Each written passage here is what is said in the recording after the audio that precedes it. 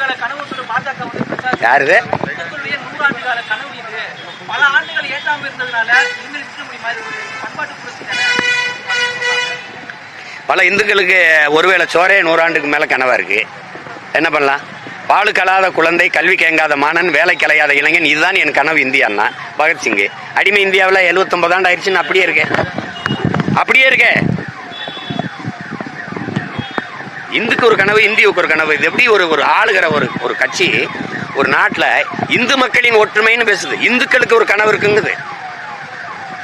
இந்திய மக்களின் ஒற்றுமைன்னு தான் பேசணும். நாட்டின் மிக உயர்ந்த இடத்துல இருக்காம ஐயா உள்துறை அமைச்சர் அமித்ஷா வந்து சொல்றாரு, இது இந்து மக்களின் ஒற்றுமை, இந்து மக்களின் எழுச்சிங்கிறப்பல, ஒற்றுமைங்கிறப்பல. அப்ப இந்திய மக்களின் ஒற்றுமை என்ன ஆகும்? எப்படி? அப்ப ஒரு மதத்துக்கு ஒரு கனவு இருக்கு. எப்படி எப்படி இது என்ன கனவு? விளக்கேற்றுறது. பல வீடுல விளக்கு இல்லாம இருந்து கிடக்குது.